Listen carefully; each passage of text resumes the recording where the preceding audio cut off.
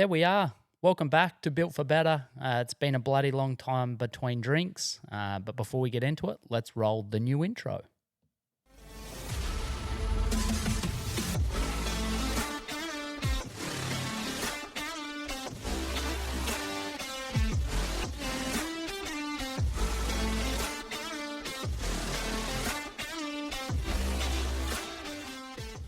I'm back. It feels good to be back. I'm excited to be back.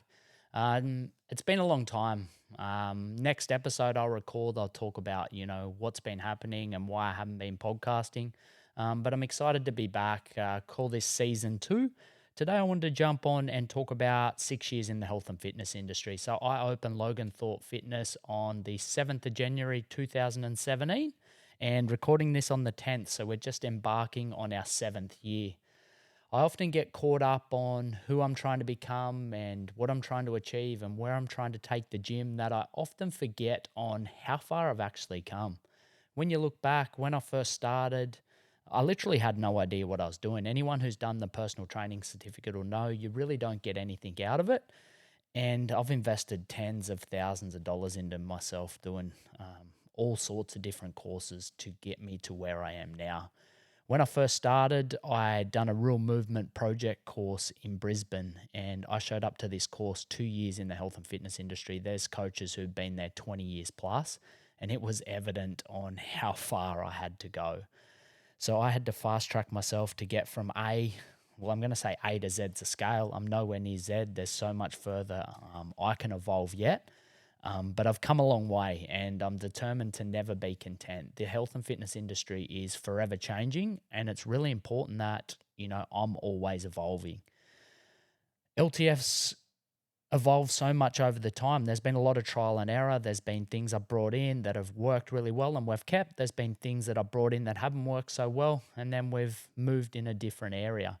But when I first started, the business plan was one-on-one personal training with the odd boot camp or boxing session every week. It quickly became evident that one-on-one personal training probably wasn't the best option for my clients at that time, and that's where I transitioned into group training. When I transitioned into group training, I didn't want to be like an F45 model where it was more kettlebells and body weight type work. I knew the value of strength training and I wanted to incorporate that.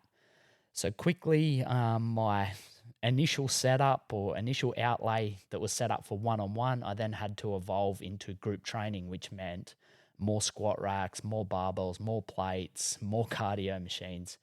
And in the shed we were in, we could house a class of 6. Wasn't long before we were at capacity. We done an extension on the shed, which allowed us to have classes of 10 to 12. And it wasn't long again before at capacity, and we had to part ways with the shed, which my parents built me specially to do personal training out of. But it's now my office, and this is where I'm recording my podcast today. My office space now, it's amazing. It's everything I've dreamed of. I've always wanted to have an office. I wanted to leave home to go to work, have a really creative space.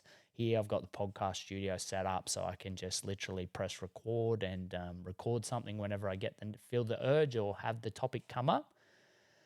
Where was I? The transition into the main street. So again, bigger facility, more outlay, more equipment. We could have a class of sort of 14 to 16 there, and then eventually we've done another renovation. So we've got a squat rack that's 10 long. The place is everything that I've dreamed of. When I used to draw my dream gym, pretty much it is what it is now. I honestly believe it's one of the best facilities this side of the Blue Mountains. It's state of the art. It's got all the best equipment, and I'm so proud of the place. Yeah,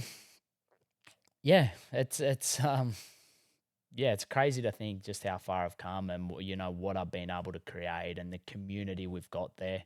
Shout out to any client who's stepped foot through the door. I've got clients that are nearing on 1,000 sessions, which is crazy. I've got 2 clients who started out with me at day dot. They're 6-year clients, Jake and Penn. I've got clients that have just about to tick over 5 years. I've got a handful of 4-year clients, and then 3 and 2 years, we've got a bunch. So it just tells me that we're doing something right. everything about LTF, it's about having a place that I wish was available to me when I started my health and fitness journey. I went to the gym blind. I made up my workouts on the spot. I didn't have a clue what I was doing. With nutrition, I'd jump from fad diet to fad diet. I didn't have someone that I could go to and speak to about this.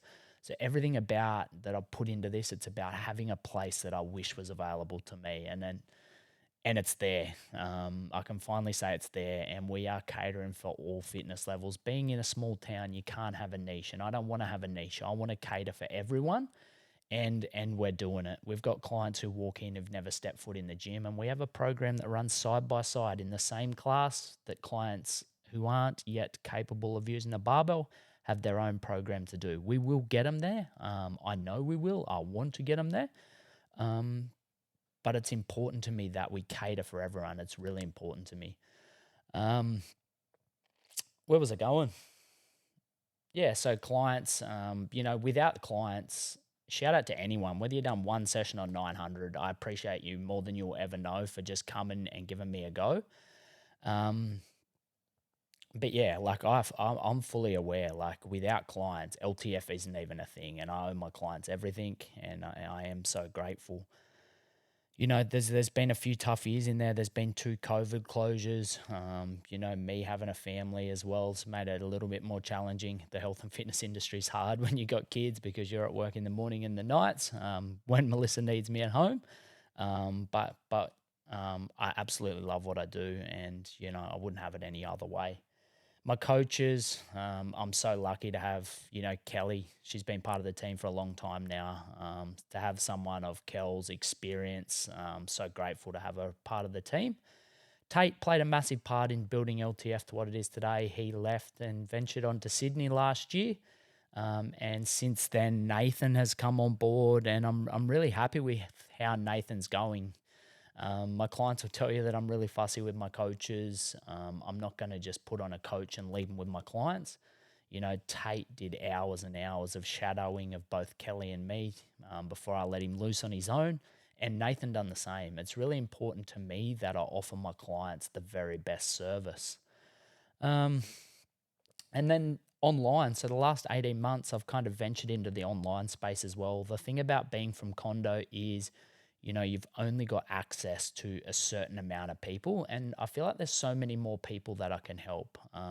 I've made all the mistakes with weight loss that other people don't have to make. I've tried every single thing under the sun. You name it, I've tried it.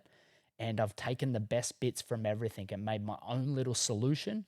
And I don't feel like there's many people doing the same thing as what I'm doing.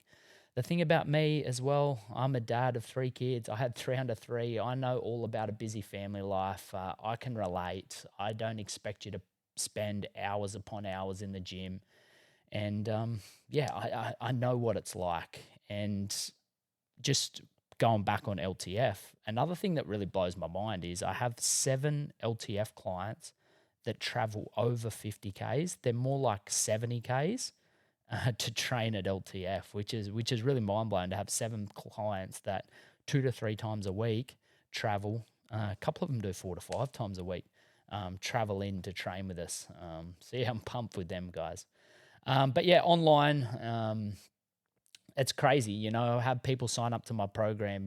Thinking of me, just a small kid from a country town, got into the health and fitness industry with just wanting to provide something that I wish was available to me. And now I've got clients online that I haven't had the privilege of meeting just yet. I hope that I get to meet them all one day.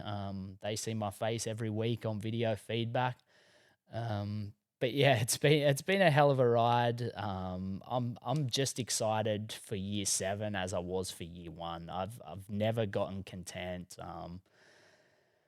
I'm so excited for what's ahead, and I'm so excited for the podcast as well. The thing about podcasting is I've had the opportunity to interview some really really cool guests. I've had Jade Spooner. She's a super successful businesswoman. She founded Equolution. I've had an author. I've had Sonny Webster. Um, I can't even name them off the top of my head.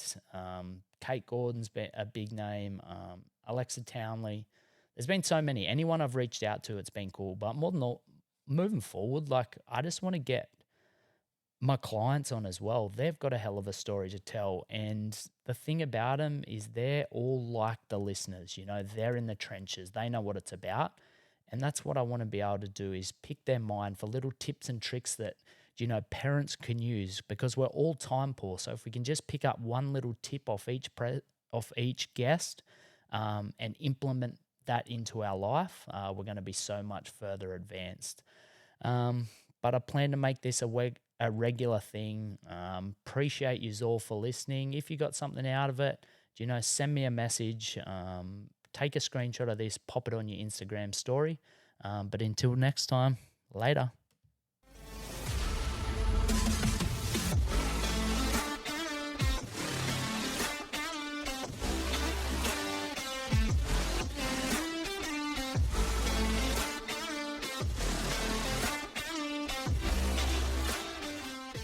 Wherever you're listening to this, if you could hit the subscribe button and leave a comment, it really helps this podcast more than you'll know, and I really appreciate it.